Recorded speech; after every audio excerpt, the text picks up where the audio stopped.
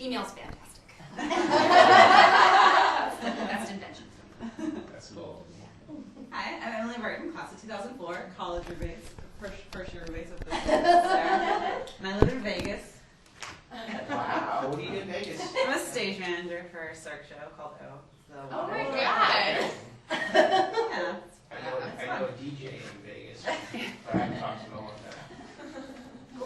I know a lot of DJs, that's awesome. That's It fun. seems like the DJs go to Vegas, right? Oh, yeah, it is a big DJ place, right? I think I get paid like millions of dollars for like. Yeah. I don't do that. I'm backstage being yelled at by Russians. All right. How about you? I'm Sarah Janzak, class of 2004, and I live in Austin, Texas, and I'm a consultant there.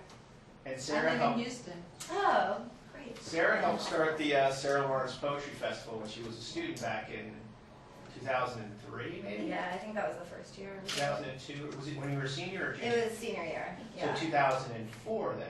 Yeah, it would have been spring. That was the first one. So yeah, and that's been going on now for 11 years. She started with Liz Ermiter and Kit Frick, and I was the faculty advisor. And that was it's going strong. It is. We had our 10-year reunion of it last year. And this year's was good. Was so it? We're moving in the right direction, yeah. Awesome. So, hello. Hi, I'm Marissa Olenek, class of 04. What do I have to say? Tomorrow's my birthday. I thought I was going to be quiet about it, but I think I requested a cake box. I've been in LA for the past 10 years, but I'm actually looking to move back to What part of LA and what do you do there? I live in Venice. I'm an actor. Oh, all right, cool. I know Venice a little bit. Yeah, it's a good spot. I used to know a place called Beyond Baroque, Yeah, it still exists. Literary Arts Center. Yeah. Yeah. I think something happened recently where it was like they were going to lose the building, and then something magically happened at the end. Someone swooped in, and now their rent is $1 a month. Because I think the community like banded together and really. Oh, that's good. That's been going on for years. institution. When I was involved with them, I think somehow that deal got in place, but it always seems to, it always seems to go up in the air. There's a well-funded radio theater group that's in the same building that I think they sometimes have little battles with over who owns the building. Oh, okay. Yeah, that's how the theater works. LA Theater Works, yeah. Yeah. Oh, I didn't know there was a battle involved. I don't need to start any. No. I don't want to start like a I'm big intrigued. Tupac thing. Let's just forget I said that. Hello. Hi, I'm Kristen Snyder, class of 04, and I live in the Boston area. Don't have any exciting things. Oh, come on. What? She was my roommate. Yeah.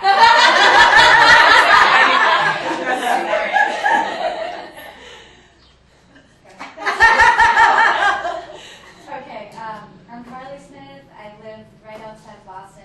Sorry, class of 04, and I'm a copywriter. I work in advertising. Were you in a class of mine Yeah. many years ago? Yeah, you were great.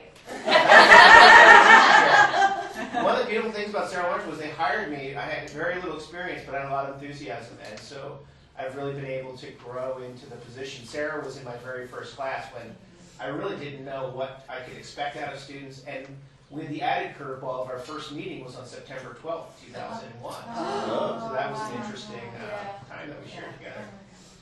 So kind of, But Sarah Lawrence allowed me to grow into the position, I think. So, hello. Monica Cato, 1990. Oh, I think I know you a little Yes. bit, yeah. Well, that's who you probably should talk to for information. I should have. But I'm glad you didn't. I will work out a side deal with you that we can keep what happened in the 20th century in the 20th century. I can share my honorarium with you, whatever it is. So I'm Tim Golden, class of '89, so I'm also potentially dangerous. Oh, more dangerous. In fact, lots of hush money going in there. And let's see, I live in Washington, D.C., and do computational social science, whatever that is. I was at George Mason University for a while, and moving to the kind of non-profit think tanky center that I'm right now. But Whoa, what were you doing at George Mason, and where in D.C. do you live? I live in North Bethesda, just outside the Beltway, with with my wife and mother-in-law, which is how I can afford a house there. It's $1 million house, which doesn't mean it's particularly nice or big, actually. Definitely can't afford it. Let's see, what was the other question? What were you doing? What was I doing at Mason? Right. I was in the Department of Computational Social Science, which is the only such thing. So we're building models of large groups of people interacting in any kind of emergent stuff going on, sometimes economic kinds of things, sometimes conflict kinds of things, sometimes like environmental sustainability kinds of things. Yeah. You ever go to the Black Hat Club? Yeah, Black Hat, for sure. We used to do poetry there back in '95 or so, '96. Cool. Yeah, I didn't get to DC till 2000, so I would have missed that. But I still like that place. It is one of the. I mean, there are like 3 big venues. Yeah. That's one of the big venues. That was one of the things when I moved to DC from New York. I was sort of like putting it down because it was so small when it came to things to do. But then I sort of just enjoyed that in a weird way. Yeah, right. Because you get to see the same people. Yeah, from there's like time a to time. small. It's not an infinite pool of. And there used to be like a little Discord crowd, like you know, Right. the guy who was the sassiest boy in America. Right. It's a friend of my sister's. Anybody know him? No. Yeah. There's a magazine called Sassy, and it was always the sassiest boy in America. There was a band called The Makeup, and also Nation of Ulysses. Which was a Fugazi spin. I think he was like a brother of somebody in Nation in Fugazi. I mean, it all goes back to Fugazi. Any Yeah. art in DC that doesn't suck, that Yeah, yeah. And Henry Rollins actually moved from DC, moved to Venice, but that's a whole other story. Hi, I'm Laura Quito, class of 2009, and I live in Los Angeles, and I'm a wardrobe stylist. Oh, okay. What part of And LA? I miss poetry. What? You miss poetry? Yeah. Did you take poetry here? I can't remember. I did a lot of poetry in high school. Oh, okay. Where do you live in LA? What part of town? I live in Downey, which is in LA County. I do Okay. a lot of driving, but I Okay. have a garden. Okay. All right. Yeah, that's cool. And how about you, sir? My name is Dale. I graduated in 2004, and I'm a graphic designer in Austin. Oh, great. So you guys know each other? They do now. Great. Sure do. Austin sounds like a great place. It It is. is. Yeah. How about you? Hi, I'm Sarah. I'm guest of Daryl.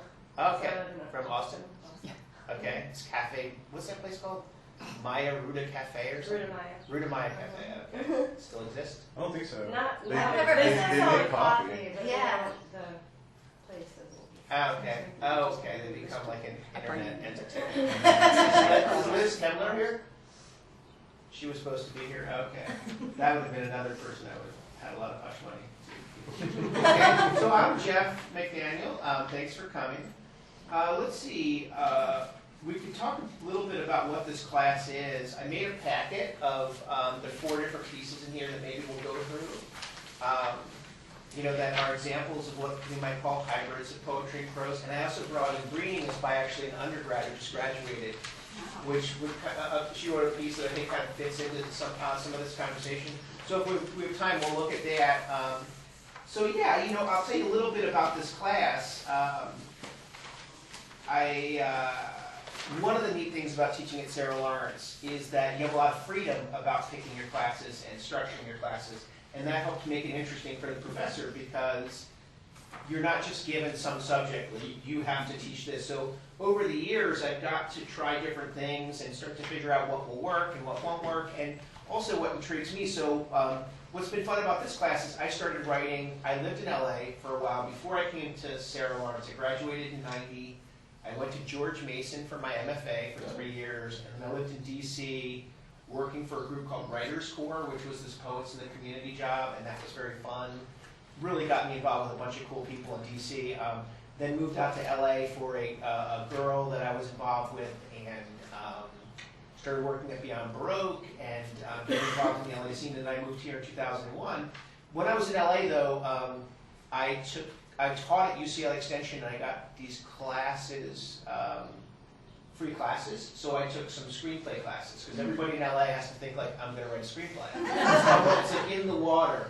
And so I started writing this screenplay called, well, I'm not going to tell you because I might try and write it out again, but I like, you know, had a reading of it in this class at UCLA Extension where they, you know, it was a little bit absurd, but it's a tough thing to do, writing a screenplay. And it was hard to, I can see why people have partners in that realm, because it's hard to keep in your brain all the stuff that's happening and how it will actually play out and things like that. But I don't know. I only took a baby step into it. I finished the screenplay, and then I was like, I don't think this seat is the right format for me, because I think you give up so much control. And so I started trying to write it out as a novel. And I was fiercely a poet all along. When I was in an undergrad here, I identified as a poet. I didn't take fiction. In grad school, it was a much more factionalized world between poetry and fiction. And then also within the poetry department I was in, it was a much more factionalized poetry world of, let's say, first-person narrative poets, people writing about their lives in personal ways. The language poets, or the avant-garde poets, these were groups that were kind of fiercely at odds. The spoken word poetry slam people were also very much in their own camp. And the neo-formalists, which were poets who were like a resurgence of sonnets and whatnot, we're talking about in the 80s and early 90s, were also in their own little camp. And each camp had their own little hierarchy. What's happening now in the poetry world, just as an aside, I think right now we're in an era of absolute blurriness, where everything is on the table, and it's kind of exciting. It's also very chaotic. So at Sarah Lawrence, there's a woman named Mattia Harvey. Do people know her by any chance? She's one of the most heavily accoladed poets under the age of 50. She went to Harvard. She went to Iowa. She has a book of poems. She has a book. Well, is it a book of poems? What is it exactly? I don't know. It's about the guy Charles Lamb, who was a writer. She took a book of his and erased it. So this would be kind of an avant-garde technique of erasing one text and discovering a text within it. And then she paired up with a visual artist and made this very beautiful book of drawings with these erasures. So now this challenges the whole idea of what it means to write a poem, because you're not sitting down and actually writing something.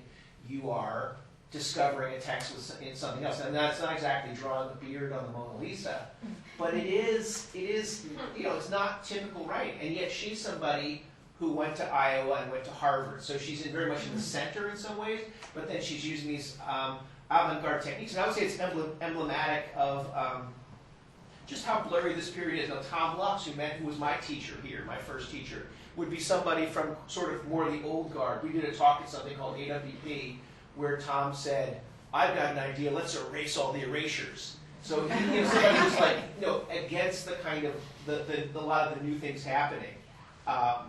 And yeah, so I think we're in a period where everything's on the table. Now I forgot where I was going with all this. What were we talking about? We're talking about you. Well, talking about me. poetry, You were talking fiction, about hybrid. yourself, and then you got segued off into. My memory starting to go even more than I'm used to. I'm used to digressing and then kind of being like, where were we? I think you're getting to the hybrid nature of what you're going to talk about with the poetry. Okay, yeah. So I wrote the screenplay. This was when I started to teach here, was when I started to write the screenplay out as a novel. And it had more life to me. It was more interesting as a novel. And so I started writing that out, and then things changed. And this is where I am now. It's called 4000 AM. I work on it about 1 or 2 months a year. I've been publishing poetry. My 5th book came out in the fall. Miranda Lichtenstein, does anybody know her? She was an artist who graduated in 1991 from Sarah Lawrence, and she's had work at the Guggenheim, and she did the cover for my book, which is pretty cool. I used a photograph of her, so that's pretty cool to partner up with someone from Sarah Lawrence and do something. So I've been working on this book, and it's not published yet. You can see it's very, I can just sort of like show you how, like that's a typical kind of page. So I'm still, but it's starting to reach agents, and I'm working on it. But there are, there are poems in here. There are little lists. There are fragments. It's fiction, but then there are times when the author jumps in and starts talking. Different characters kind of break into the book. So, I started wanting to, and I've started another sort of prose project, which is in the early phases, which is an alumni notes of a street corner. So I'm trying to tell the story of a street corner in Philadelphia, 22nd and Lombard, where I used to hang out growing up in Philadelphia. And so I'm interviewing people that I grew up with, actually calling people up. Some people I haven't talked to in like 30 years, and being like, hey, can I interview you? it's been interesting. And so I haven't transcribed them, but I don't know what shape this book will take at all. You know, there are interviews, there's going to be some nonfiction, and maybe I'll fictionalize things. I'm not really quite sure. But it's kind of exciting to be in this place of the unknown. So then I started wanting to think, is there a way I can start teaching a class that will help me read some of the exciting books that are happening? Because I also think that nonfiction right now is kind of blowing up. Not just memoir, but books that are somewhere that don't fit cleanly into one genre. So there are a number of poets who've written memoirs in recent years. There's like Mary Carr, who wrote The Liars Club. Is that getting made into a movie? Does anyone know? There was talk of it. There was talk of it. Nick Flynn's another bullshit night in Suck City. He's in Huh? Houston. Oh, he's here. Yeah, I'm involved with a contemporary classical music group, and he's involved with us because he gives talks and reads poetry. And Do a lot of the people from the writing program now, like Tony Hogan, does he come by too? We haven't invited him to do anything with us. Nick's sort of our guy. So. Okay. He is amazing. I think he's absolutely amazing. Yeah. So he's somebody who started. Can we read his book in class, Some Ether? Yeah, we read. Oh, Yeah, I think I read Some Ether in your class, and then the B book that came out a couple years later. The Blind Humor, yeah. So if you want to read his poetry, he's a poet. Do people know Nick Flynn? He would be a poet if you're interested in the confessional poetry tradition. If, the confessional poets, you guys familiar with that term, kind of emerge in the 1960s. Now they're a group that didn't write a manifesto together. It's not like they were like, we are the confessional poets. We're going to go into a lodge with a bunch of vodka and prescription medicine and therapists that we've kidnapped, and we're going to write a manifesto. That was a term that was applied from the outside onto them and sort of pasted onto them. But we're talking Anne Sexton, Sylvia Plath, John Berryman, Robert Lowell, but poets who began to write about their inner lives and the fractures in their inner lives, private lives in very public ways. And I'd say that's part of a bigger trend that right around 1960 in American poetry, in the mainstream, a lot of people, almost everyone, was jumping out of the ship. 1950s mainstream American poetry is very narrow, very formal, very technically sound, very impersonal. It's the era of the well-wrought urn. So there was actually a book like The Well-Wrought Urn, that a book of poetry should be like a vase, a Greek vase made out of words, technically sound but divorced from any sort of social context. And that's what was going on in the mainstream of American poetry. Now we know, like in the margins, we know there's Allen Ginsberg and the Beat Poets, and we know that there was Frank O'Hara, who was on Mad Men, is mentioned Mad Men, and the New York School. And so, and basically it seems like any time the mainstream is very narrow, then the margins get very fertile. So like the 1980s, mainstream music and culture was pretty narrow, but you have punk rock, which was vibrant hip hop, these things that are outside, and then these things start to get absorbed into the broader scheme of things. So the 1960s, I think a lot of people started jumping ship and writing with much more personality. There's some poets, if you ever actually feel like it, you can actually look at their work and you can see them make that commute from the impersonal to the more personal. W.S. Merwin, if you look at his work from the 1950s to the 1960s, there's a huge shift, or the poet James Wright. Even Sylvia Plath, Ariel's a very different book than her first book.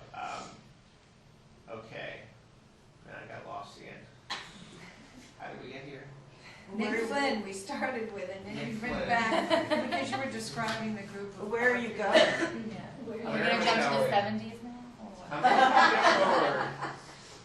I'm going to get But you started talking about the confessional poets in relationship to Nick Flynn, and I'm not sure. Oh yeah. Okay, so he's a confessional poet, and so Nick has maybe so his memoir is kind of fragmented, not a traditional. I haven't read it under Bullshit 960, although I've heard him read from it. But that book, Some Ether, is a wonderful book of poems, and he's written several memoirs. And have you read all his memoirs? Because he wrote this memoir about his father, him working in a homeless shelter, and then his father coming in as one of the clients or what have you. That's one of the things he spoke about during this contemporary classical music event that we did. Yeah. He talked about that. Yes, he read that. Yeah. Oh, he read that. So then but then it was made into a movie, and I know he's written another memoir about the making of the movie, of his memoir. So it's like a memoir that turns into a movie that turns into a memoir. So that's kind of interesting. You could almost, if this keeps happening, it could be a mirror within a mirror within a mirror. But we started reading. A memoir. Huh? Well, in the 80s, we were trained to come up with things like that. Very nice. So I wanted to start reading books that, for some reason, I don't want to call this a memoir. So I fictionalized the character, and so anyway, this class started though out of private concerns, but also a broader interest in work, exciting work that was happening. This woman named Eula Biss, who's here, has a book called The Balloonists. That's really cool. It was actually her thesis at Amherst. No, not Amherst, at Hampshire. She was which is in Amherst, but is it in Amherst? Yeah, those are part of the 5 schools. But she was a student at Hampshire, and this was her thesis. And it's all about her parents' divorce. So we might look at that for a second.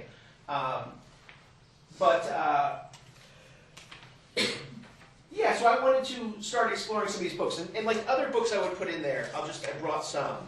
Like, so this whole reading list. So one of the neat things here is Sarah, as the poetry world, it's a much blurry period. I think in the writing program at Sarah Lawrence now, at grad and undergrad, there's a little bit more fluidity between the genres. So this class has been really neat because I taught it in the grad program where students have to pick, like, I'm here for nonfiction, I'm here for fiction, I'm here for poetry. And we had them all we had like 3 from one, 4 from another, 4 from another in the same workshop, writing things and workshopping. It was interesting, the poets were the ones who were most kind of married to their genre, least willing to try different things. And because I didn't mandate that, I didn't say you have to write in a hybrid fashion.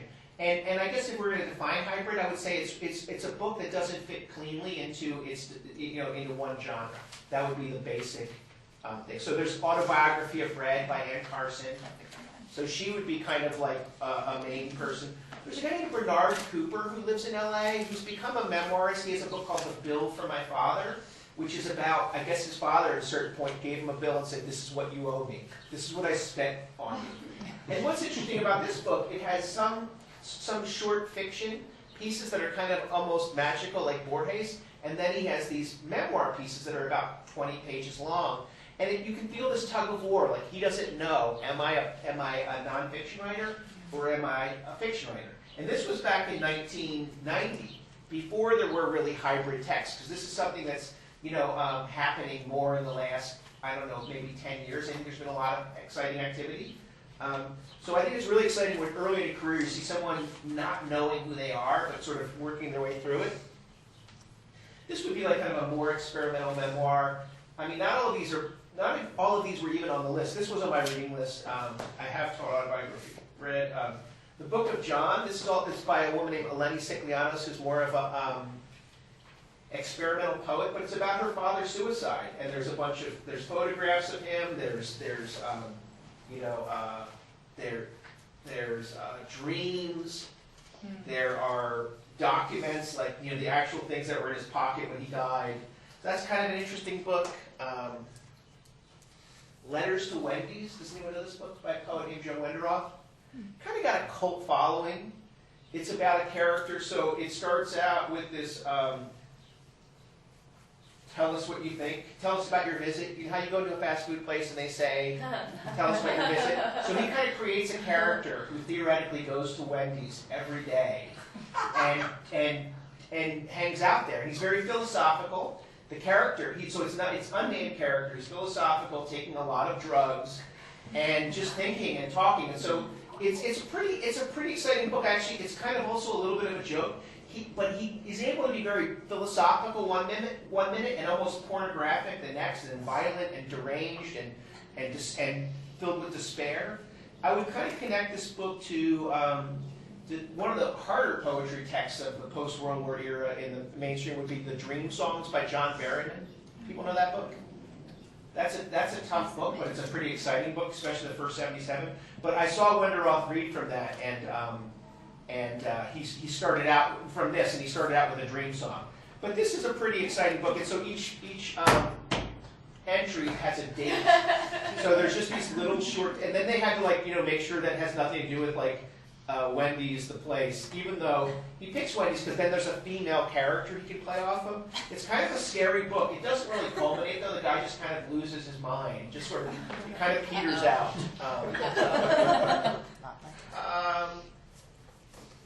We read James Baldwin. Even though I don't know that this is really a hybrid text. I just wanted to read some James Baldwin. Notes and Native Son. But you can actually make a case. You could actually start making a case for that essay. So that essay, Notes of a Native Son, which was the last essay he wrote for this book. He was living in Paris. He was very broke. And they were like, can you write an essay? We need one more essay. We can make this into a book. And so he's like, okay. And he pulls out the essay that's the one that he's most known for now from here. Has anyone read that essay, Notes of a Native Son? So like the way I'd say that it might be, the way it might be hybridy though is that there are a lot of, it almost feels like he's writing a novel. He uses novelistic techniques to describe his own kind of bubbling up and exploding in a restaurant in New Jersey where he's being told we don't serve black people here. He just loses it. But he writes it in a very dramatic way, which I think maybe for that era, that was probably a hybrid thing. I think there probably weren't that many nonfiction writers doing stuff like that. This is the book, The Balloonists, that we'll read something from. This is a woman who's a really good poet called Paisley Ragdoll, named Intimate, where she writes, so there are a lot of photographs in here, and then there's 3 different kinds of fonts. Did she take the photographs also? No. So what she's done is, there was a guy named Edward Curtis. Paisley's half Norwegian and half Chinese. And there's a photographer named Edward Curtis, who I guess was a famous chronicler and myth maker of the Old West. Yeah. And then he had a Native American guide named Alexander Upshaw. And so she starts writing both of their stories. It's kind of a biography of both of them, as well as herself. And I think she's trying to create a kind of a lineage in some way. And so I think she relates to both those people in different ways. And I think ultimately, in the pictures that she sees of these characters, she sees people that look most like, this is her family. And I think she feels like she looks most like these people more than the traditional American, white family or something like that. I think she feels a kind of a connection to there. And so it's kind of a neat project. Other book we're going to read from today is called Bluets by a woman named Maggie Nelson. She teaches at Cal Arts. And this is a really neat book because it's like a couple hundred numbered paragraphs. And this book also, like Letters to Wendy's, is at times philosophical. It's all around the idea of blue, though.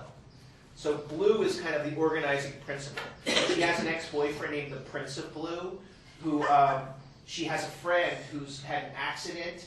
She writes all of her friends, like on Facebook or in the world, and says, send me any facts about blue. So sometimes there are facts in here. Sometimes there are things about artists. So it'll be philosophical, and at times it also gets a little bit raw. Whereas Letters to Wendy's, when he's writing about sex, he's writing through a character and there's no emotional engagement. She's writing this as a memoir, as herself. And there's also something different when a woman's writing it, I think, than when a guy's writing it. So I think in a way the stakes are much higher in this book. Letters to Yesenin, letter poems by a guy named Jim Harrison, who's become more of a novelist. But I have a poem of his in here. This is from the 70s, where he wrote a bunch of poems to Sergei Yesenin, the Russian poet who committed suicide. This book, Michael Martone, by Michael Martone, do you guys know him? He teaches at the University of Alabama. I actually like this book. My students have sort of hated this guy. Everyone sort of hates him, but so they're all contributors' notes. So it's almost like a joke deck of cards.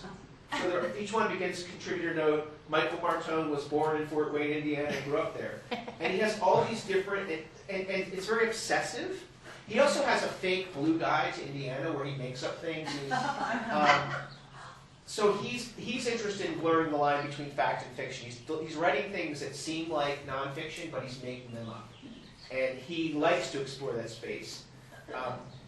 Let's see. And then this book, if you're interested in nonfiction and sort of some of the interesting trends happening in nonfiction, I would recommend this book by John DeGata, who teaches at Iowa, which these are essays that are, he calls it the next American essay, which are, they're less linear, more experimental, more associative, more fragmented kind of essays. Like, you might know Joan Didion's The White Album, that essay? Right. Which is, a great essay. And I think the Balloonists was influenced by that.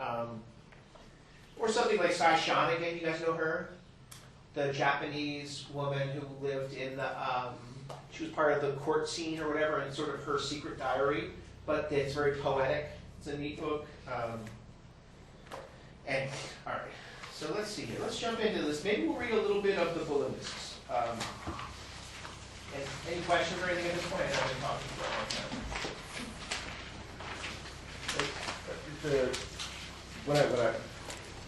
When I think of hybrids of poetry, I'm thinking like maybe, I don't know, well, Shakespeare certainly comes in and out of verse, but that's a very smooth hybrid. And it seems like and I can see, on a musical theater comes, you're in just dialogue, and then suddenly, boom, you're in song. And you have to kind of get used to that. Opera does that too, where you're on the outside of the character, and suddenly you're on the inside, and it's this different form. But it is kind of almost, it's designed to be seamless. And it seems like the concept you're getting at here is where the seams are supposed to be a little jarring. Is that kind of part of your concept of this? I think, I want to approach each text on its own terms. I mean, like something like the Balloonist, I almost feel like it's, I would think of it in seamless in the sense that it feels like a perfect book. It feels perfectly shaped, and it feels in perfect proportion. And so it doesn't jar me, but it does set up its own kind of rules, and then it abides by them. But so I don't know. I guess it would be on a text-by-text basis. But this, I mean, this.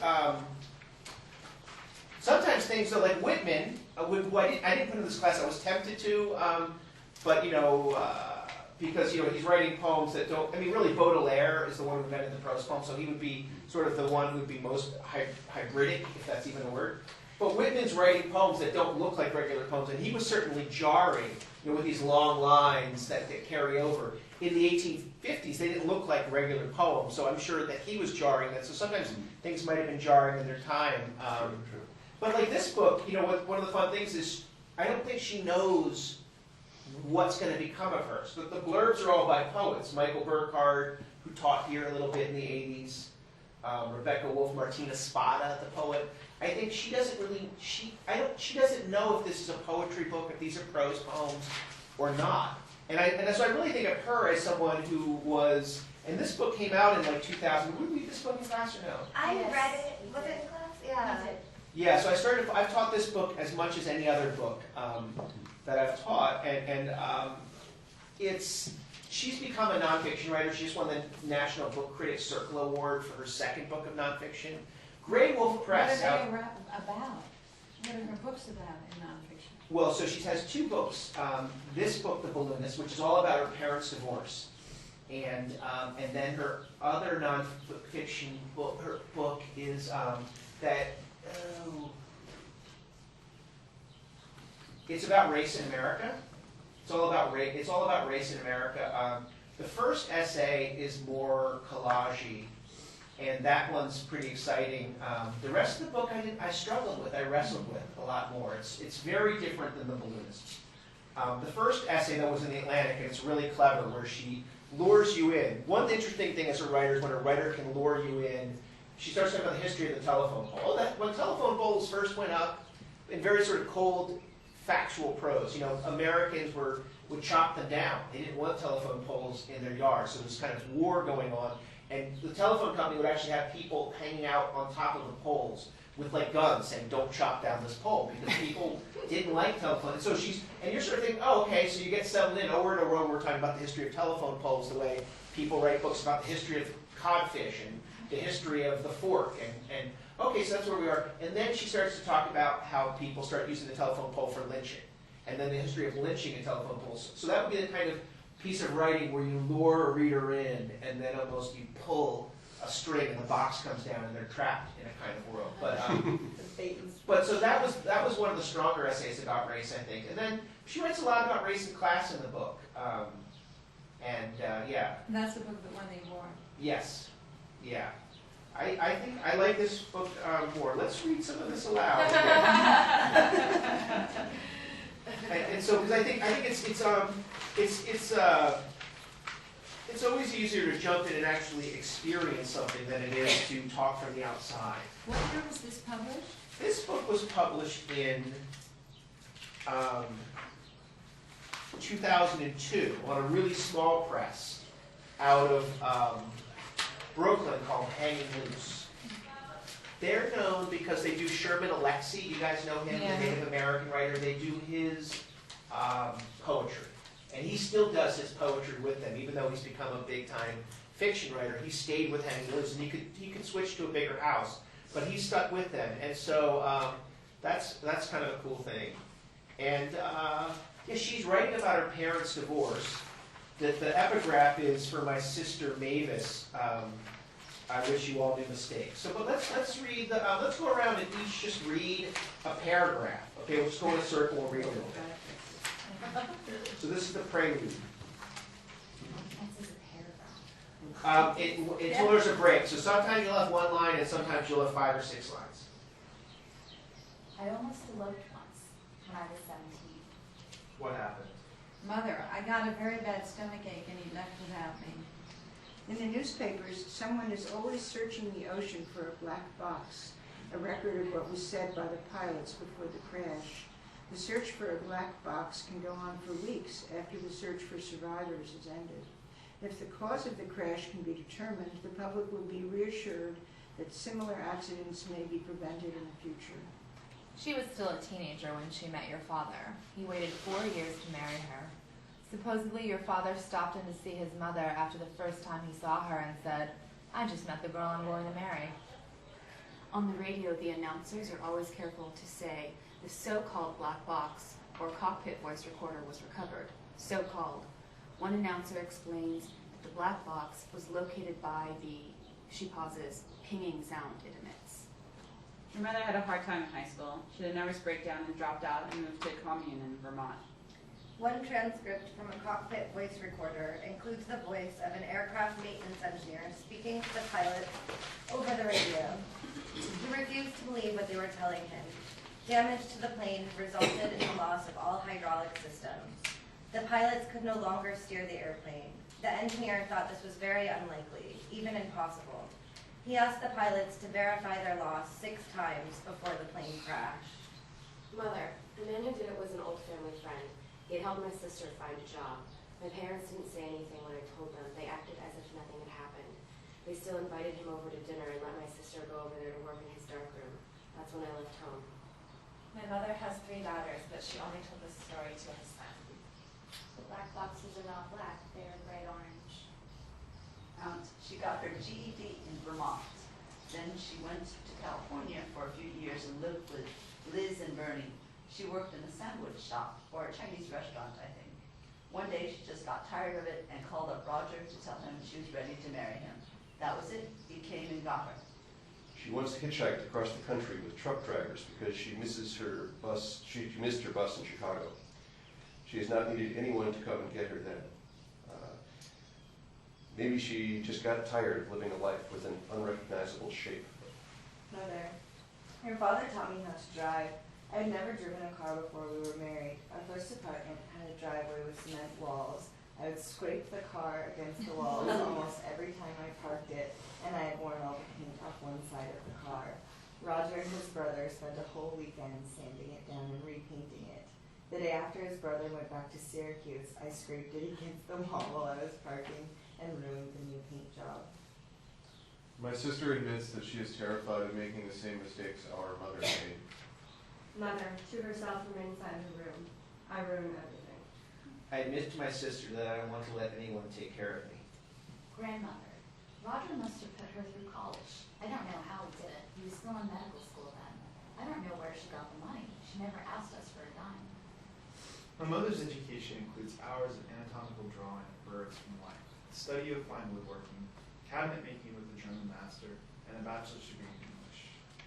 Mother, I couldn't stand his friends from medical school. They were all pompous and awkward. They knew how to memorize, but they didn't know how to be human. Rochester was cold and ugly. Everything there was the same color. I was incredibly lonely. She had her first child that year. Malcolm McPherson recently collected a book of transcripts from cockpit voice recorders called The Black Box, All New Cockpit Voice Recorder Accounts of In-Flight Accidents. It is the updated version of a 1984 classic. On some of these flights, there were no survivors. Only voices were salvaged. Mother, if your father got his residency in Iowa, I would have gone to graduate school there. I was already accepted. He was sent to North Carolina instead. The transcripts of Malcolm McPherson's book were edited by the National Transportation Safety Board before he published them. Any emotional material was deleted. The curses and apologies that were yelled out just before the crash were deleted. Only material used to the public in determining the cause of the crash was retained. Mother, I'm amazed that more people don't commit suicide. They just keep on living. It's so hard, and they just keep doing it. Useful to the public? Mother, whenever I told him I wanted to work, he would tell me that it didn't make any sense. He would say, there's no reason for you to work if you'll never be able to make even a fraction of what I make.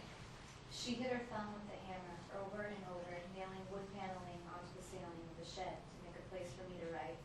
She wanted me to take myself seriously as an artist. Her thumbnail fell off.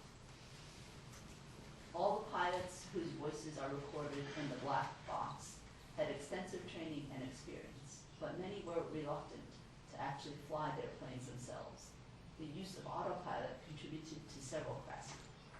In at least one crash, which resulted in the death of 279 people, the crew might have saved the plane even in the final seconds if they had flown the airplane with their own hands.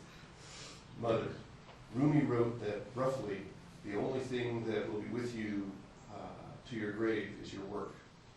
Only your work will speak for you after you're gone. There are photographs as evidence.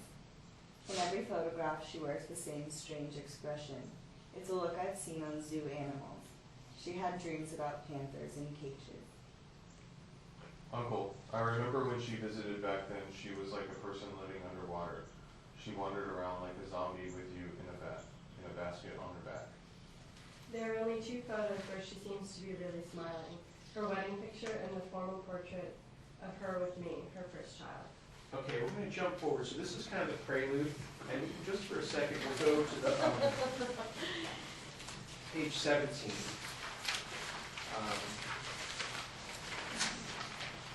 Okay, and we'll look at, we're only going to read a little bit from this.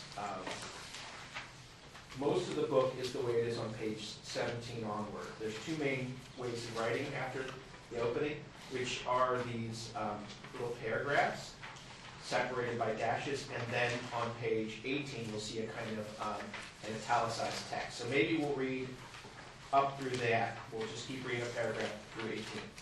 My father told us stories every night about strange little animals that came out in the dark. When my father was away, my mother read us fairy tales that always ended in marriage. Sometimes when I missed my father, I slept under my bed in mourning, and the mice crawled all around me. I stand at the window of the bridal shop where huge dresses hang ghostly in the dark. At the back is a collection of veils like a row of sleeping jellyfish. One whole wall of the shop is a mass of white cloth. The wedding dresses are enormous. They are twice as big as me and bigger than any woman on the street. This is the year that everyone is trying to fly around the world. I don't know why. Yeah, you read the next article. We'll read through 19, yeah, let's try to I wonder what my generation will do with what we know of marriage. I think of a married person as a kind of specialist. It's tempting to have faith in specialists, to assume that barbers know the essential properties of hair and have studied it so thoroughly they can predict exactly how it will fall. But not all barbers are experts or artists or scientists of hair. More often they are just people, not particularly interested in hair, who somehow ended up working with it. One hairdresser mentioned to me, while he cut my hair, that he was considering turning the salon into a burger joint. He wouldn't mind flipping burgers, he said. He just wanted to be doing something with his hands. It's possible, I suppose, that all those married couples are just people not especially interested in intimacy who somehow end up married. I think it started with model airplanes, the little paper ones. Dad would make complicated adjustments to the wings, the tail, the nose. He would explain everything he was doing while we tried to make grass whistle between our thumbs. Then we would shoot the planes with rubber bands off the top of the hill we lived on. If it was a good flight, Dad would yell and jump and race after it, and if it crashed, he would pick it up and bend the wings a little more. Then he built a bigger plane, a remote-controlled plane. Its wings were as wide as my arm span, and in the first seconds of its first flight, it crashed into messy splinters. I bring home the newspaper for the photos of disasters. Flat, anonymous flood planes are scattered across my floor. Mashed cars with no caption are crumpled in the drawer with my clothes. I tack a thin dribble of wrecked train cars to my wall. I'm beginning to discover everything that I will never be able to do. I realized today, for example, that I will never be a firefighter. I saw an advertisement for firefighters, no experience necessary, and imagined myself in front of a wall of flame. I would want to watch it burn. Okay, we can stop there for now. And so one thing I didn't know, just to tell you kind of how this plays out through the book, is so for every, 5 pages, these little fragments, there's then a boxed section that's italicized. And so when she came here and talked, and she said that had existed as the italicized section was sort of more of an overview, sort of bigger picture things about marriage and her generation and different women writers, and that she decided to break up that kind of essay into these little fragments and filter it through. Almost like if you're laying bricks, you have these little bricks and you might have some kind of divider periodically. And so that just sort of structurally, that's how the book moves. What are some impressions you have here with the book? So so one of the interesting things about this book is this class for me is when we read these books, when people get into these sort of innovative structures that aren't writing a memoir, so she's not writing a memoir that goes, my parents got divorced when I was 19 and I was really sad, or when I was 12 and I was really sad, and this is what happened. I'll tell you something now, and now I'll go back and tell you scenes from their life. There are all these different fragments, and she's in this hybrid terrain, but she's also in a free space structurally. So it's really interesting that once you get off the grid, you're not. It's not like you can just do whatever you want. You still have to kind of maintain some kind of order. So anything jump out at you guys or something, anything about this? Well, how can you call this a memoir? I mean, I don't see how you can call it a memoir. Okay. I mean, I don't know what you call it, but to me, it's a memoir. To me, in the old-fashioned definition, is someone who kind of tells you kind of from A to Z what went on in some period of their life or something that really was very important to them. Okay, let's get rid of the word memoir. Let's replace it with nonfiction. What would you call it then? I would never call this nonfiction. You would never call this nonfiction? When you said nonfiction before, that's why I asked you what were the two books. I didn't think this was nonfiction. Okay. Oh, I completely disagree with you. Yeah. Because to me, nonfiction is, I don't think this is nonfiction. I just don't. I think it's so, maybe there's a new word for just emotional telling of a personal story that we don't have yet. Is this an I don't think it's fiction or nonfiction. I think it's something else. Would you call this an emotional telling of a person's story? Yes, but I don't know what that word is. I don't know what that definition is. You would call this an emotional telling of a person's story, and you're nodding your head. Halfway.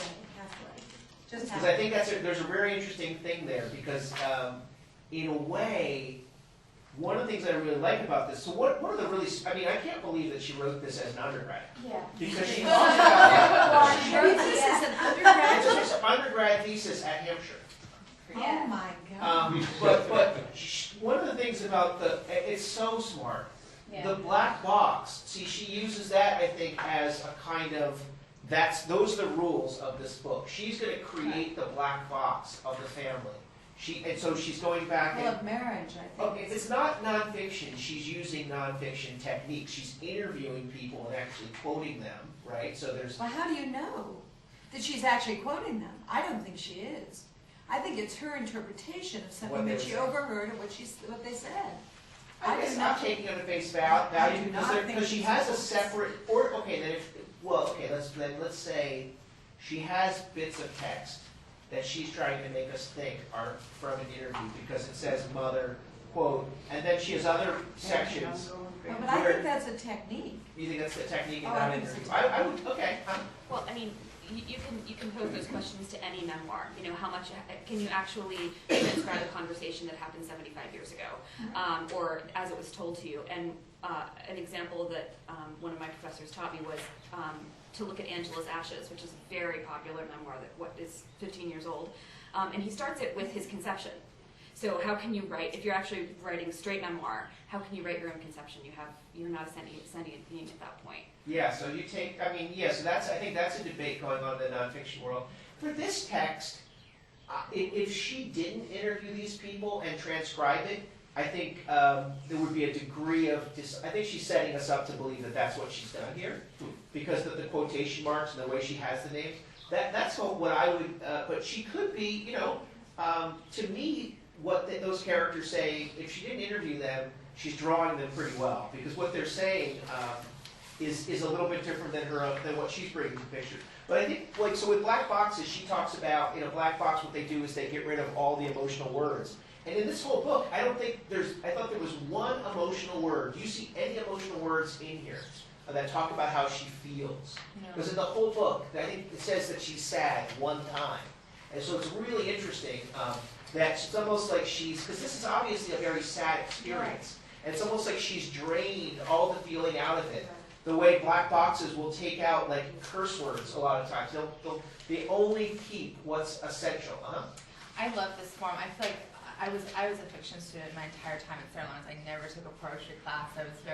But as we would progress, they would make us read poetry. And they said, if you want to become a better writer, you have to read poetry. So I feel like everything I wrote senior year looked like this. It was like a big friend of the dash. And but what I love about this form is that, as opposed to the traditional, I was born, I had a birthday, my parents got divorced, it's like a snapshot. And I feel like when writers frame an experience through sort of like the visual or what's happening, but they don't make it all about themselves, it allows you as the reader more easily to just sort of step into that paragraph and look around with them, as opposed to, you know, I mean, telling you what happened and how they felt, because we can't always relate to how people feel.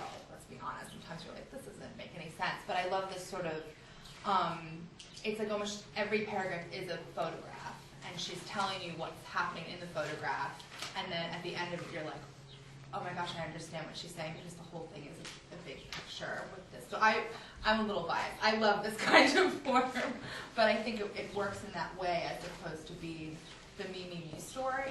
Yeah. Because I feel like sometimes memoirs are a little too steeped in their own, like, trouble and experience, and it's a little, as a reader, you get a little distanced from it. Yeah. It's kind of like hopscotch.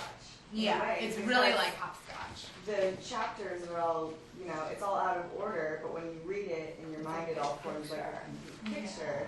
And it's almost more meaningful because it's less linear and you just soak yourself in it. But it's incredibly artful. Like, I mean, the whole business about the black box, it's the only place where I think it matters that she's really quoting something.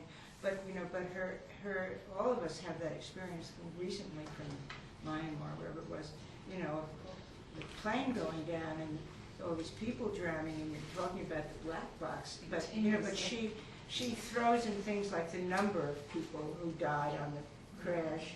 And then when she talks about it, and they, you know, whatever that word is, gotten rid of anything to do with people screaming and pilots apologizing.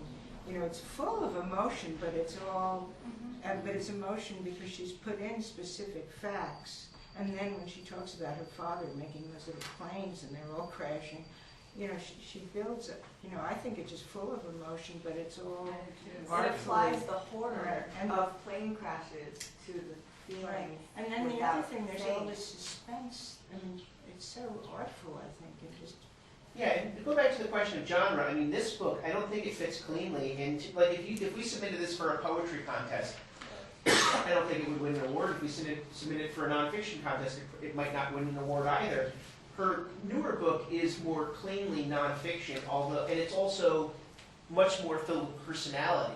It's almost like she's a super left-wing Archie Bunker at times, which is so weird because in this, she's so removed and so sort of thoughtful, and laser sharp with her insights, and then the other next book, the telephone pole essay excluded, it's much more about her opinions, and so it's much more of you're arguing with her more. You know, but the little detail about the father's stories about creatures and her saying whether it's true or not that she went under the bed and the mice are crawling on her, you know, she's not in a regular place. She's also painting a picture of her childhood, you know, that we're already sort of having a great sense of alarm. Yeah, the sense of alarm. I think her mother, I mean, you know, right, her mother was... And the mother's underwater. The mother's underwater. The mother was molested, right? It doesn't come out and say that, but it's suggested. And the mother, I think, has a breakdown. Now, interestingly, after this book, she started to write a book on other alternative forms of coupling or partnerships that weren't the traditional kind of marriage. And she was using her own life as a source for that. And then, I guess, her relationship broke up, where she was focusing on different kinds of couples and things like that. Anything else about this? I don't know, on page 22, because we just touched on whether or not she talks about emotion. It says Dad is angry in the third paragraph, so she does describe her father as having emotion. And then when she falls and hurts herself, she says, I hadn't felt anything. I think that's really important, that she had a physical problem that she pretends she didn't feel anything about. Because I think what she's really talking about is her emotional life. Not falling and scraping her leg and bruising herself. She was very bruised as a child and in all of her relationships, it seems. So there are two places where she points out she didn't feel anything and when she's saying, and then when they're crying over here on page 21, there is, I think crying is kind of an emotional response. Yeah, that's interesting. God, maybe it's how could that is angry or crying. I wake up afraid that she will be taken to pulled up. Yeah, I guess that's well, we're in a dream there. We're in kind of the dream realm, but okay, maybe there are a few places where feeling comes through. Well, she says that even there I was crying or trying to cry, but that seems to be, in a way, somehow it's different to say what you were doing than to say I was sad or something. Oh yeah, I agree. But I think that on the edge, she's a very emotional. Yeah, it was a very emotional situation. Is all the emotion, and it comes through because she doesn't express it directly. Yeah, I think anytime as writers we can get to, you know, in an emotional situation to talk about something that's in a way that's not emotional. Or if you say if you were describing a love scene or a sex scene, it would be much more interesting to describe the things in the room than it would be to describe. Or anytime you're in an emotional situation, I bet a tactile detail of something in the space is going to be covered with that emotion. I mean, the other, you know, the little thing about getting her hair cut, and he says, I'd like to be flipping hamburgers, and if the guy was cutting your hair and was talking about flipping hamburgers, you'd be all creeped out. And then, but she doesn't say anything. She, and then, she goes right to marriage, and we're talking about flipping hamburgers versus cutting hair, and maybe, I think she's kind of brilliant. Yeah, and the other thing she does in the book is she, at times will go around and watch people in public and follow other couples and see how they interact. At least she says she's doing that. Whether she's really doing it or not, I don't know. Well, let's jump forward to another person here. There's a little short essay by Jamaican Kincaid that we could look at. Well, it's actually, so this is actually a piece of fiction. I think it's from it's either a story or some kind of piece of fiction, but it's in this this next American essay. So this guy, John DeGotta, is interested in being a kind of a provocateur about what it actually constitutes. Because how can a piece of fiction be an essay? He's calling it an essay, but this is from a fictional collection. We'll jump past that. Let's go to the last thing in the book. We'll go to one of these letters by Jim Harrison. We're jumping over Bluets right now. We might go back to it. I totally recommend reading it. I believe Bluets was influenced by the Balloonists in terms of an alternative structure. And it was written about 10 years later. I think it's Maggie Nelson. She's written memoirs. She's written actual memoirs about an aunt of hers who was murdered. So she wrote a kind of memoir, and she's written fiction. She's written poetry. but I think Bluets is really her at her strength. But let's look at Jim Harrison letters to Yesenin. These are from the 70s, and there are. Let's read number 4. So these, and the premise of this book is that he's thinking about committing suicide. He's had one novel published. He's married. He has a kid, but he's from a rural community, and he doesn't know whether he drinks a lot. He doesn't know whether he's going to commit suicide or not. So that's an interesting premise, and there's 30 letters, there's a photograph of Yesenin. I think it's interesting to write, even in the 1970s, to write to Yesenin, who died, I think, in the 1920s or 30s in Russia, who was also kind of a rural writer. Because who can place this phrase? The rural juror. 30 rounds. 30 rounds. I think of it every time I hear it. I'm always like,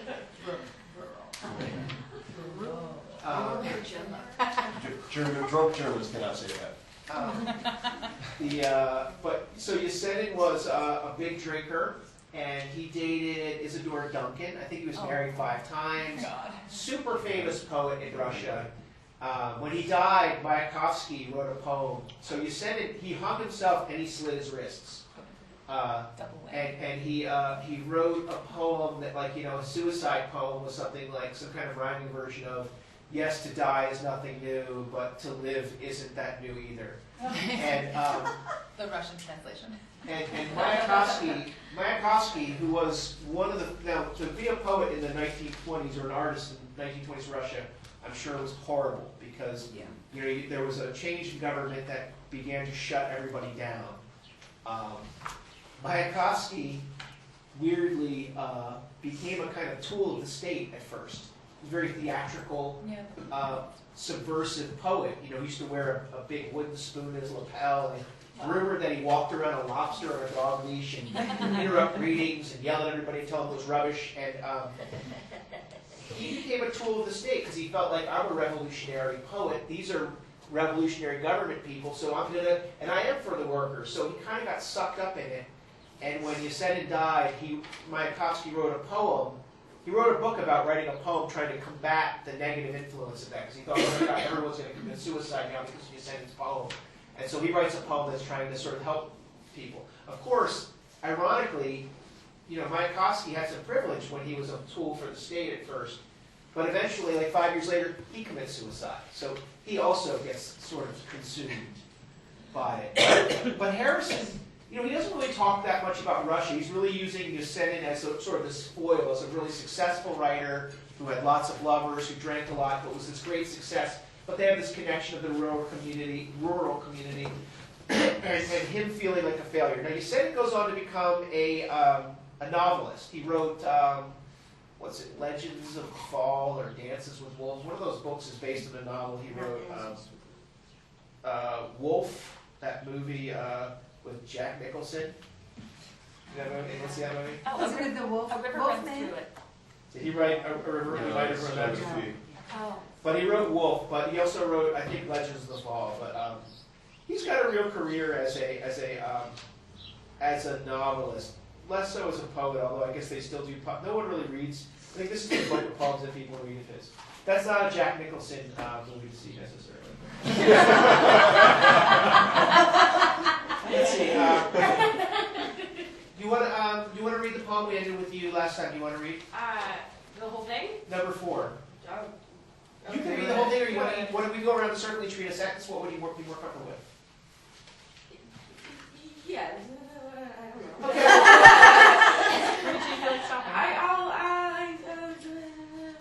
What sentence? So we'll each read a sentence. Cool. I'm 4 years older than you, but scarcely on a wobbling pivot. It was no fun sitting around being famous, was it? I'll never have to learn that lesson. You find a page torn out of a book and read it, feeling that here you might find the mystery of print in such phrases as, summer was on the way, or Gertrude regarded him somewhat quizzically. Your Sagine was a fraud. Love poems to girls you never met, living in a country you never visited. I've been everywhere to no particular purpose. And am well past love, but not love poems. I wanted to fall in love on the coast of Ecuador, the girls were itsy bitsy, and showers are not a problem. Uncle Killarney, where I also didn't fall in love, the girls have good teeth. As in the movies, the Latin girls proved to be spitfires with an endemic chancre problem. I didn't fall in love in Palm Beach or Paris. Or London. Or Leningrad.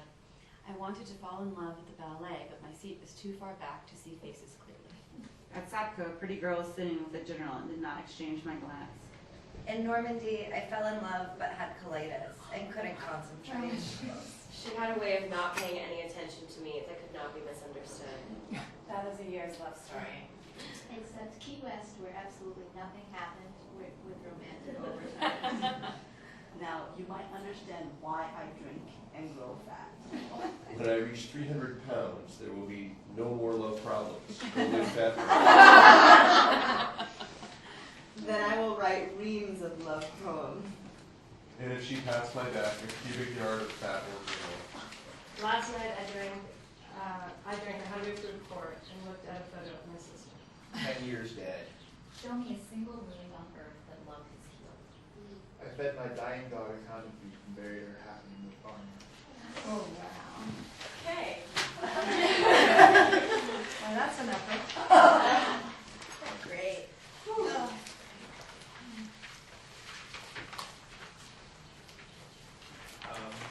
Any thoughts on this poem? I know it's hard to comment on something that you're just reading for the first time.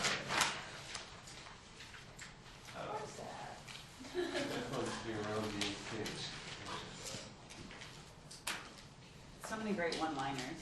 Yeah. So is Harrison, was he 4 years older? I mean, is he 4 years older than Yesenin? He must have been 4. I imagine when he wrote that, he was 4 years older than Yesenin was when he died. So Yesenin. Oh, I see. So Yesenin, when someone dies, they're sort of frozen at that time. Okay. So he's. How old was Yesenin? Yesenin, I would think in his 30s. Okay. So this book was originally written in 1973. And now this is another interesting thing. His first book was Wolf, a false memoir, and so he's feeling like a failure. Little does he know that 25 years later he'll sell that to become a major movie and probably make a lot of money off of it. Incidentally, there's a guy does anyone know Jake Koskoff? Sarah Lawrence? His sister's name is Sarah Koskoff, who's a screenwriter. She just wrote a really cool movie a couple years ago. It was at Sundance that I could recommend to you called Hello, I Must Be Going.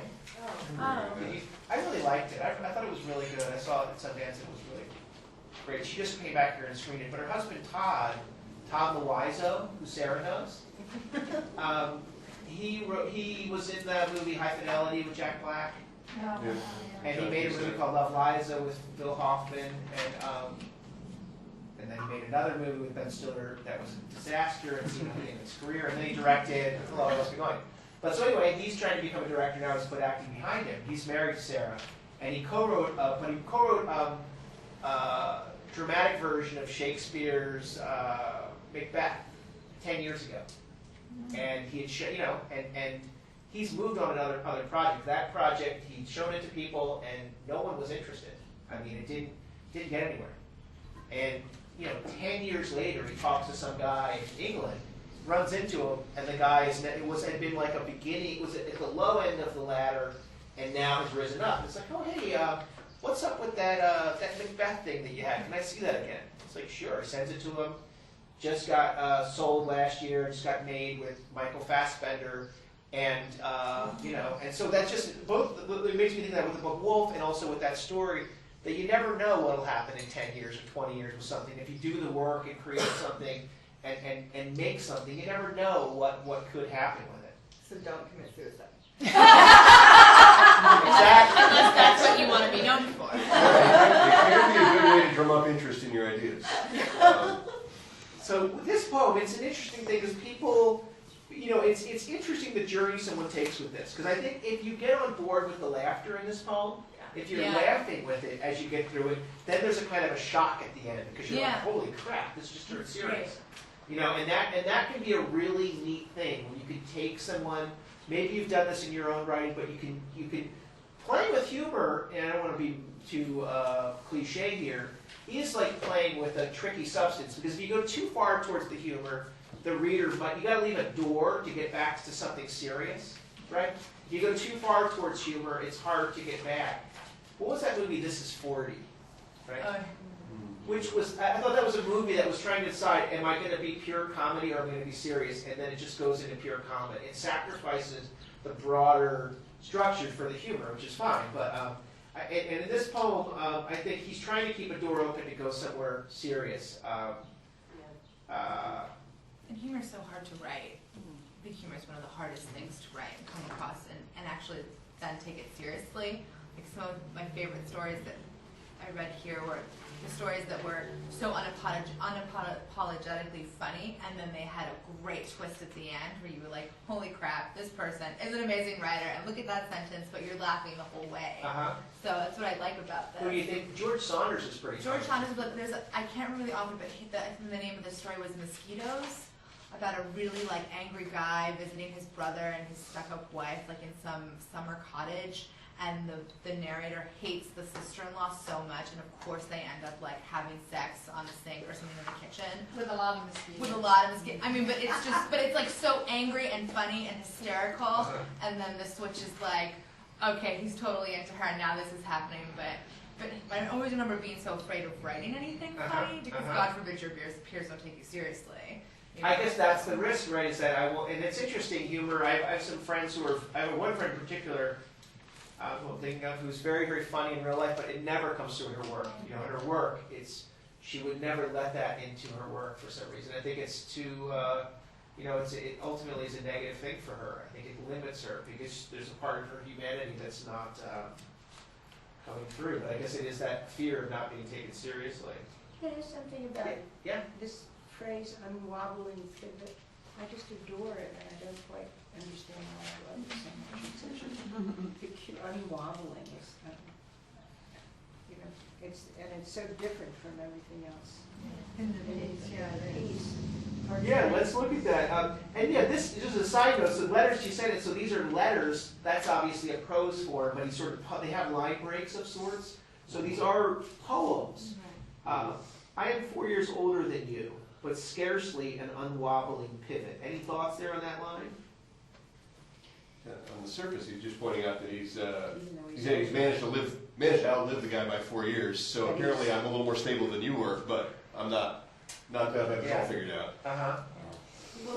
Would pivot refer to the political situation in Russia, perhaps? I don't think there's very little political stuff in this book. In fact, there's so little about Russia or history that it seems like he's just using Yesenin as a prop in some ways.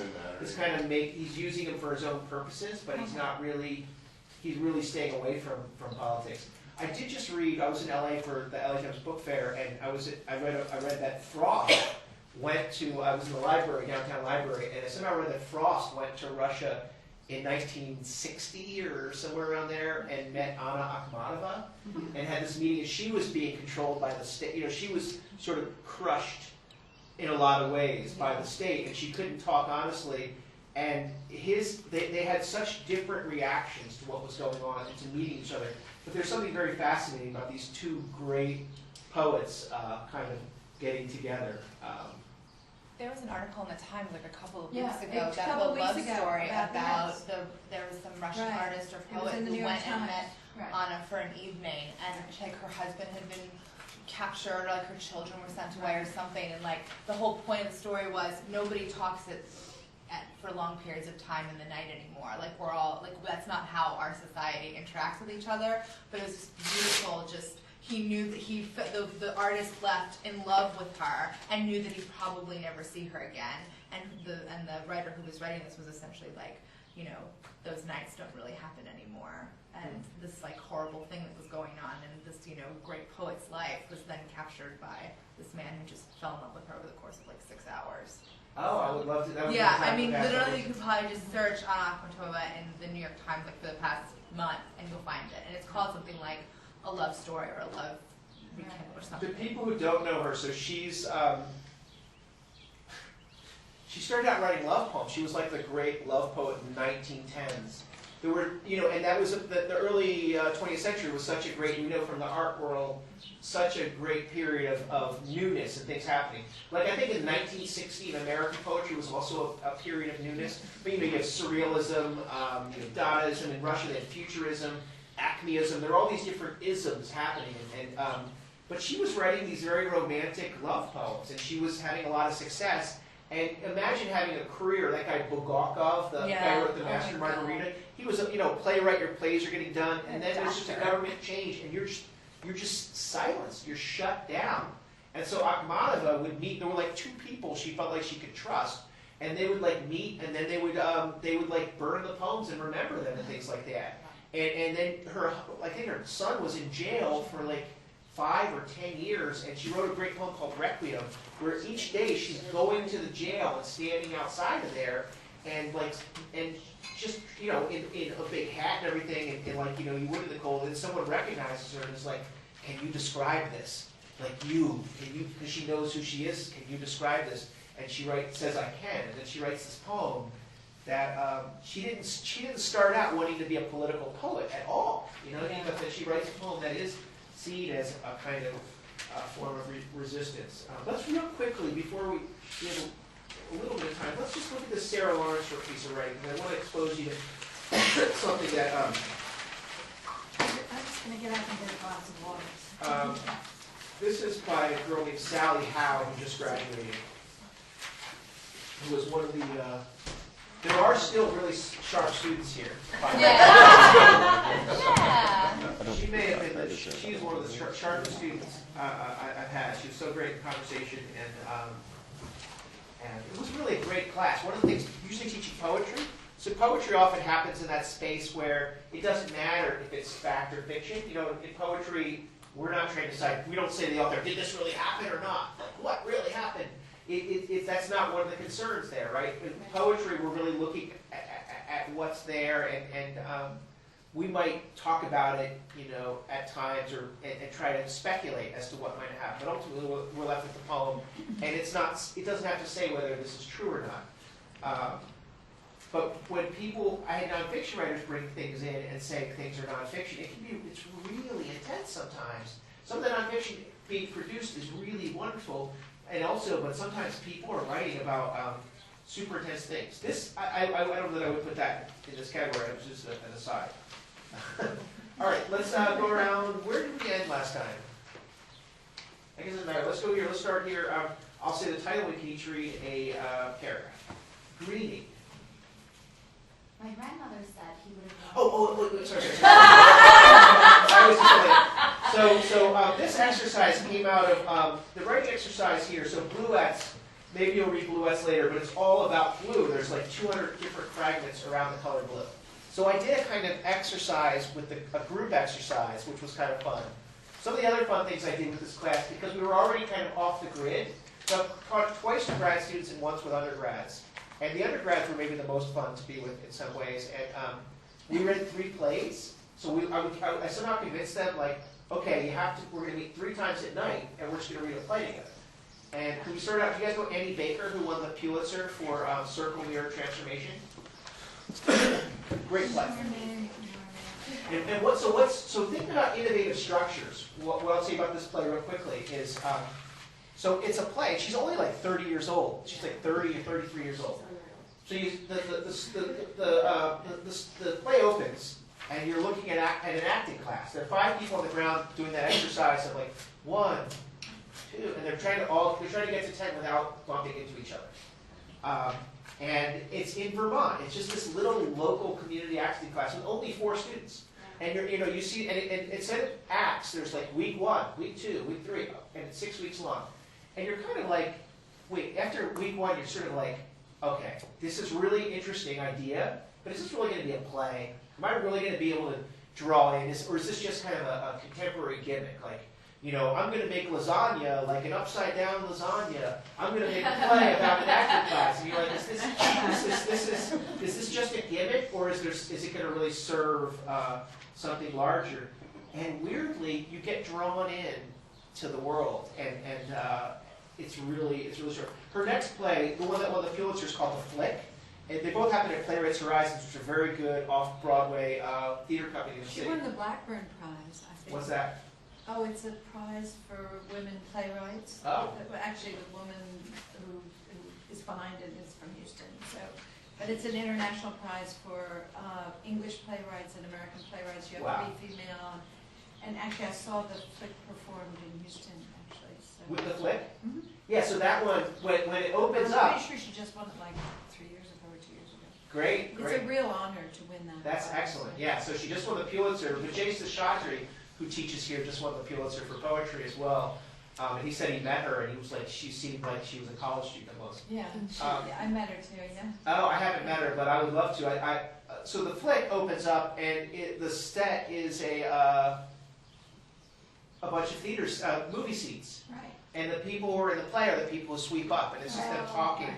After, now, It's the Flick isn't brilliant. as strong. It's It's good, but it's not as strong as, in my estimation, not as strong as Circumvention Transformation.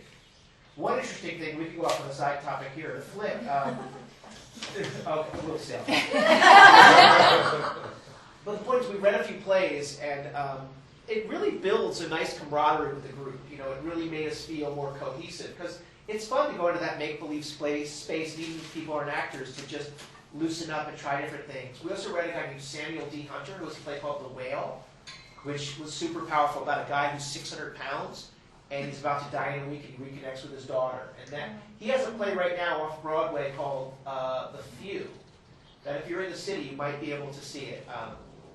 I think it's up for a few more weeks, and I think tickets are pretty cheap. It's called The Few, and I'm going to see that. That's one of the things out right now that's worth seeing. Okay, anyway, so when we read Bluets, we did an exercise where students got into groups. They had, before getting into groups, they had to like find 10 facts. They had to agree on a color, and then come up with 10 facts, 10 personal details.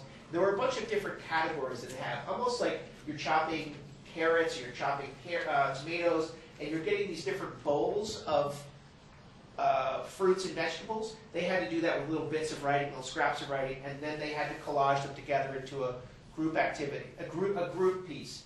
Now, this being Sarah Lawrence, there were like 4 or 5 groups. Maybe only 1 or 2 of the groups actually followed through with that. Most kids end up creating their own. So Sally creating her own. So you might want to, after reading this, you might look at Bluets and see that it kind of inspired us. Sally was already doing kind of collage-y essay writing though before. And it'd be interesting, does this feel like nonfiction? We can read that, see, that's one of the things we can think about where this fits genre-wise. She is also a poet. She writes sonnets, and she read in the Poetry Festival. So her poetry is very distinct from her, from what I guess she calls her nonfiction. But let's start her. Let's tell them reading. My grandmother said we would have wanted a lake. My uncles came early and drank beer and dealt cards while I cleaned the house with my mother. Everything, down to the trim of the wallpaper. Awkward in my piano recital dress, I lingered in the kitchen while my father's friends milled around our living room. When my grandmother nudged me up to the coffin, I could not resist touching his face.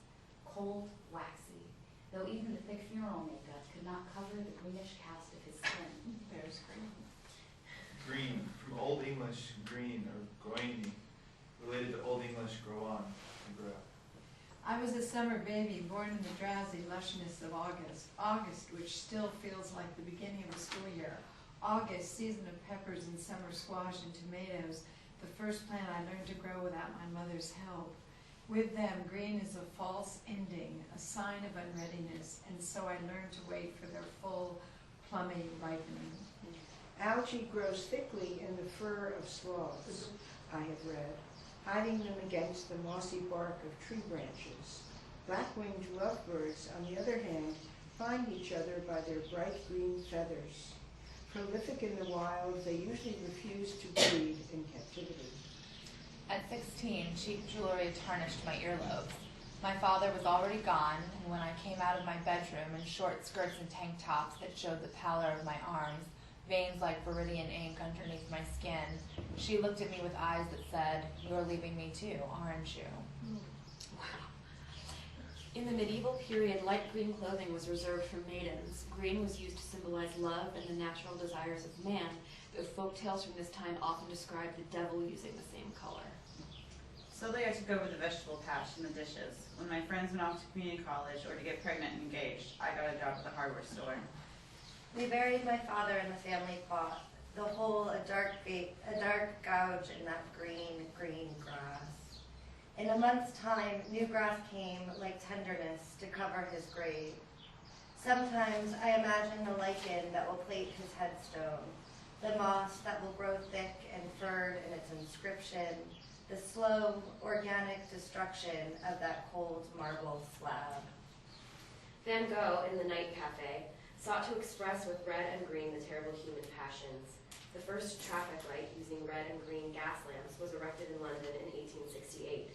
It exploded the following year, injuring the policeman who operated it. In 1,000 years, the cemetery will return to a wide, empty sea of blue grass and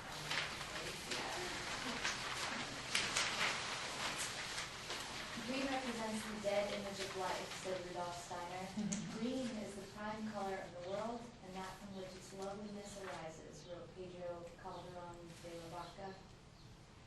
My father always said I had a green thumb. Every morning, kneeling in the garden, the knees of my jeans are muddy, my hands streaked with black dirt.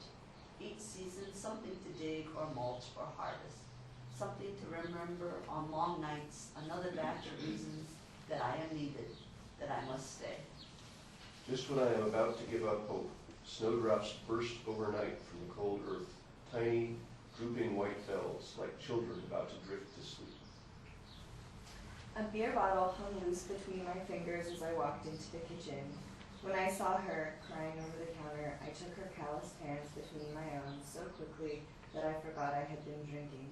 It was only later that I realized that the bottle slipped from my grasp, that tiny shards of green glass were embedded in my foot, and tiny drops of red smeared across the linoleum.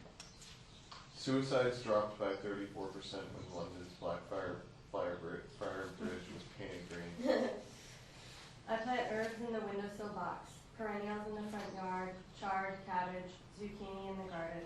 My mother's knees are too bad now, for all that kneeling and bending.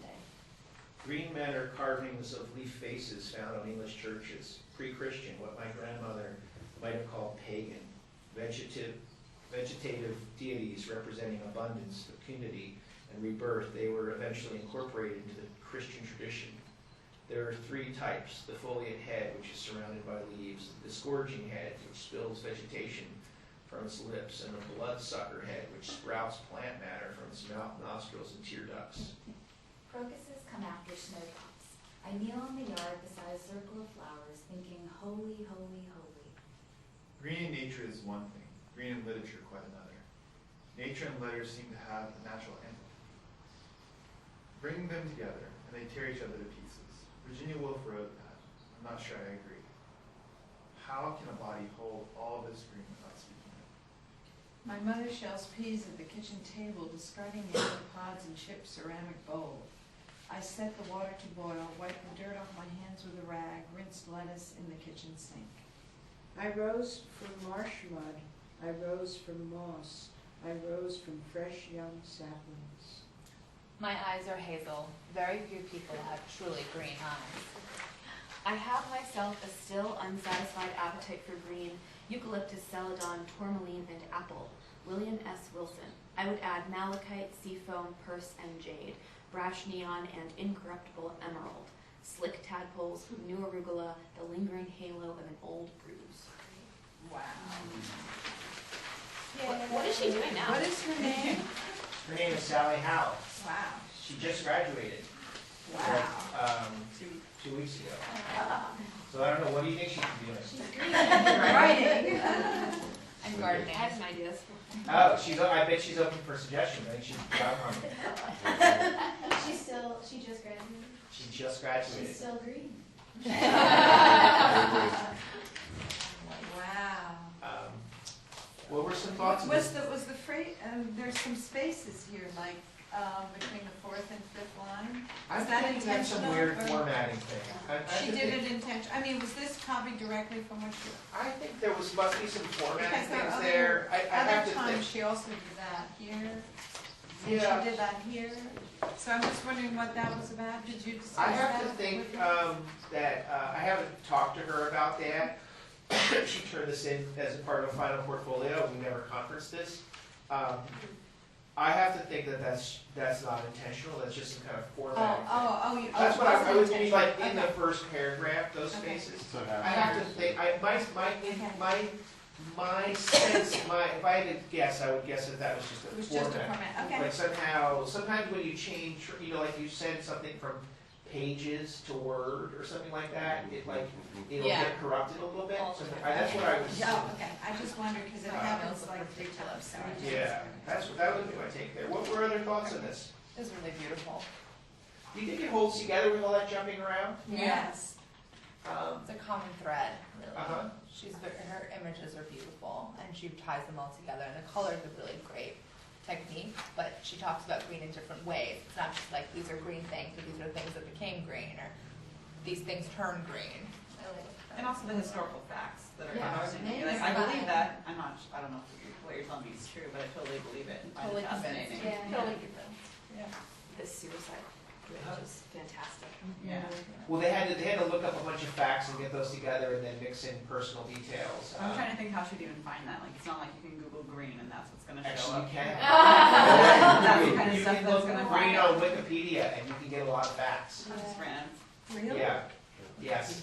Colors? I've never looked at You the can. color. Wikipedia is comprehensive. You can get like 20 to 25 pages of information, and then you can also type in facts about green. Yeah. And there'd probably be a couple of things that come up that would have some information. I know someone who's doing a color project right now where they post a Pantone every month, and people from anywhere in the world can send in and have their pictures added as long as it has that exact color.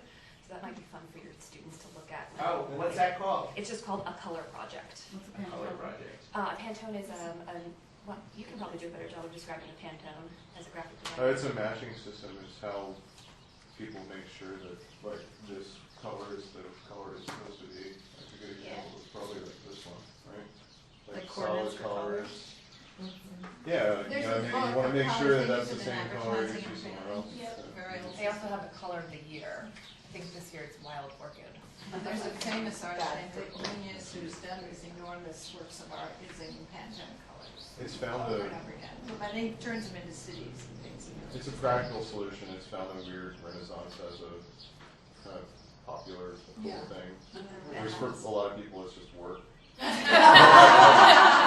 all that I use. Like, oh, cool, you can buy shoes with a Pantone chip? Like, just instead of looking at those boxes.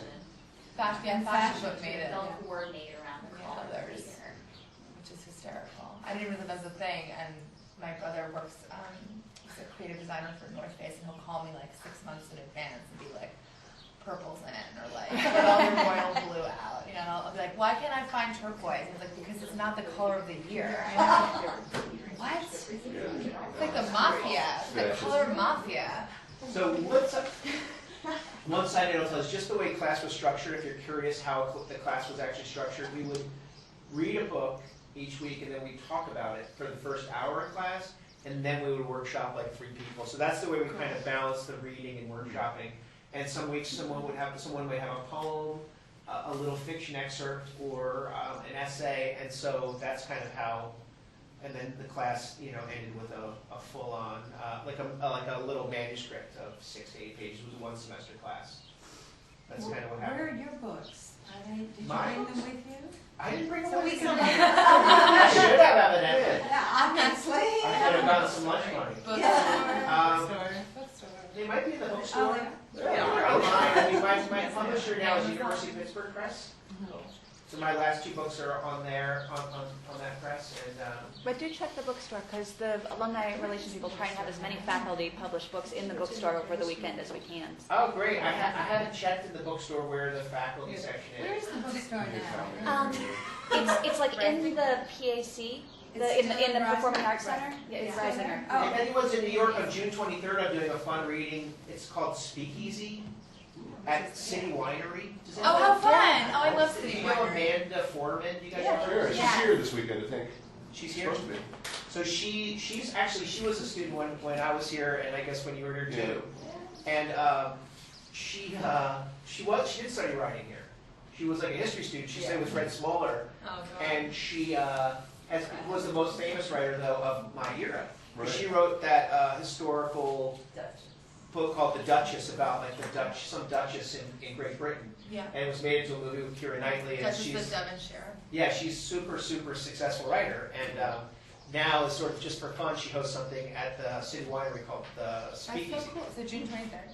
Yeah, June 23rd, Monday, June 23rd, and there's like 5 other people. There's some guy, Bob Mankoff, who's like a cartoonist for the New Yorker. The president of Barnard is doing something. Oh. Some novelist named Emma Straub. They also. So it's like this, and you have to just sort of, I think you have to, you have no notes, you have to just like present on the spot, so. Can I ask you a question? Yeah. Just recently, in the New York Times, they wrote about this now famous Norwegian writer who's written these 6 memoirs. 6 memoirs, yes, and 3 are in English, and every famous novelist and that they quoted say he's changed the history of literature. So have you read them? And what I do have you not think? read him. I think he's speaking in the city this week at a very Oh, you're curious- kidding. Sometime in the next week or in the past week, he's speaking in in the New city. York? I think if I read Time, well, I think so. Anyway, I can't wait to read them. Time Out New York often mentions literary events, and he either was there on Tuesday or he's there today. Not Nesbo, the psychological thriller writer from Norway, because he's The been 6 in New York. memoirs. Okay. I think also there was Jeff Dyer. He's very funny. There's something in the New York Public Library. Look at Time Out. But you haven't read them yet, because apparently they say that it's I changed haven't read the them. I just history started of reading literature. Edward. He created a new form of literature. That's what all the great writers are saying. I'm looking. And they're addicted to them. They can't stop reading them. When I you just start started reading one- Edward St. Aubin. Do you know him? The British writer. Peace in New York. He has these novels that are supposed to be very autobiographical, and there's like 5 of them. There's a big article on them in the New Yorker. Well, he wrote a new book that's a satire of book prizes. It's a satire of the Booker Prize. And Oh, really? yeah, which I guess he was nominated. He was nominated. But he didn't win. I guess he was pissed, and so he wrote a satire. I was a judge for the National Book Award for Poetry 2010, so it's I'm having extra fun view into that sort of. I just started that. It's pretty fun. But I'm interested in that Norwegian guy. It's Oh, hard to. wow. But the people that were quoted were so amazing. Yeah. I mean, they all said they'd never read anything like it. It was the best thing they ever read. And it's a new form, and we're talking about new forms of Yeah, I writing, need to dive in. Whatever, yeah. Yeah, so any other questions? I think we probably will wrap up in a moment. What were the other plays that you read? Okay, so the other plays we read were The Whale by Samuel D. Hunter, which I totally recommend.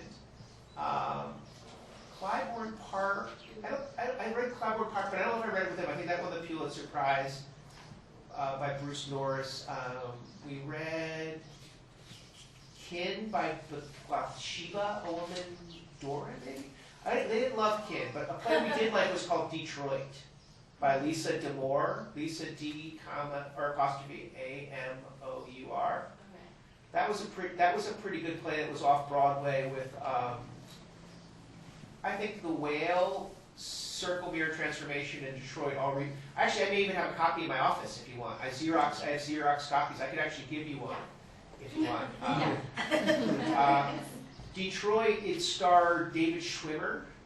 So I guess he's a big theater supporter in Chicago. He was kind of the weak link, and Amy Ryan. As usual. Yes. Amy Ryan, who was in The Office, she was very good. A guy on my street, I live up in a town called Cold Spring, up in the Hudson Valley. There's a guy, and there's a guy on my street who has had two plays on Broadway last year, and so just a little. And he has a play off Broadway right now with Nick Offerman from Recreation. Yeah. Parks. So it's called Annapurna. But anyway, this guy's had a remarkable amount of success lately. But I guess the way it worked was Laurie Metcalf. Do you know her, the theater actress? She was deciding between Detroit or this guy's play, The Other Place. And basically, whichever one she wanted would have gone to Broadway. And it was down to those two. And that's sometimes how it works. And she chose The Other Place, I think because she was the star of that play. Whereas Detroit is like an ensemble cast.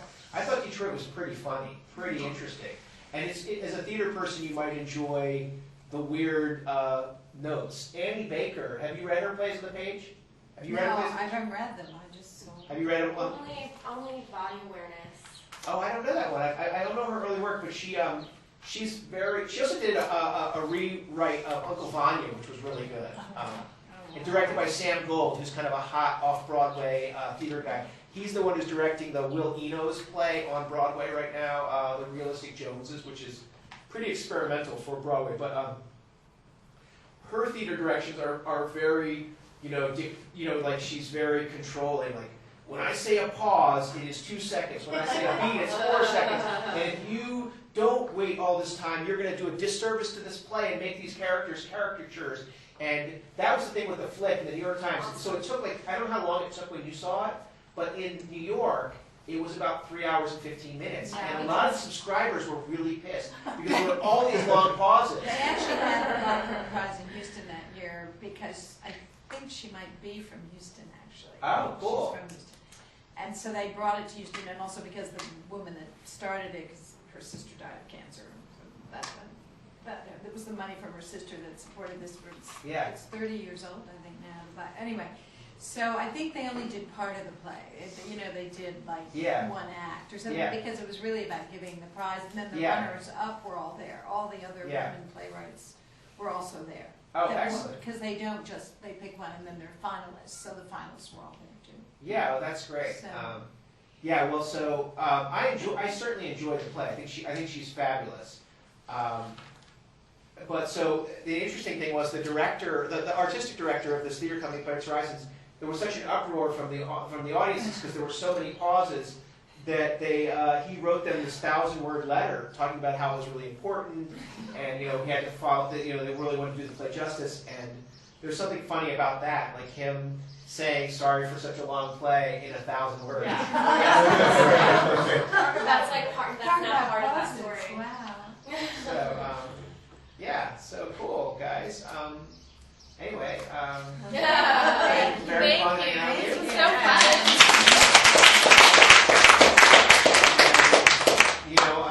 I hope I'll see some of you at lunch. I don't know what the whole day is planned here, but if you want to talk more, just say hey and we can. You have to write evaluations, right? Right. I have a bunch of evaluations I have to write, but my daughter's in 2nd grade, and I keep going into her class. She's in the local public school, and I keep doing these writing exercises. Some of them on color, and I'm transcribing them. So it's like I'm procrastinating my Sarah Lawrence evaluations because I'm transcribing 2nd grade. And they did tell you that we all get evaluations this year, right? Yeah. But by the time we leave. Well, that's okay. That's cool. I got tenure a few years ago. It wasn't easy. People who know me when I was a student would probably say I'm probably one of the more surprising people. It would have been a dark horse candidate to be a professor, but suffice to say I made major life changes soon after graduating. So, they actually have tenure here now? Yeah, I think they did for a long time. I think there was a tenure. I don't think so. Not when we were here. No. I had the student body. And it's more of a formal process. I think in the old days you had to go down in the labyrinth underneath the theater building in those caves with the Minotaur. The Hogwarts thing, yeah. That's irrational. Now it's more traditional academia where they take you up into Westlands and beat you up for a while. If you survive, you're in. I had tried evaluations for my dance class, and that was probably the most traumatizing experience. Writing evaluations as a former Sarah Lawrence student. Oh my god, trying to evaluate dance. They were late sometimes. It was so weird. I was like, this is so stressful. And I'm writing about dance. How do people write about their actual work and stuff? I was in that machine for hours, the blank box. Okay, they were really good at stretching. And they were really enthusiastic about my music choices. It was so crazy. We're a very unique system. Yeah. I've seen the evaluations for theater for breathing in classes too. Oh my god. So that's an interesting kind of. That's a whole class. It was a class. Technique. Yeah. I thought it was just called breathing. There is a class called breathing. To breathing. there is a class called, like, a theater third. My wife is a yoga instructor, and she assures me that there's more than a class worth of work to do on this. fairly difficult topic, actually, if you do it right, which I don't. Are you guys all staying on campus? Party in Florida tonight. In the new doors. In one place I didn't live, so I was like, what, why are the numbers not getting any smaller when I'm... Oh, I hear on the I only live in the New York, so 30 years somewhere else. All 3 years. She's like, All each one in New York. Erin, thank you very much. Hey, thank you.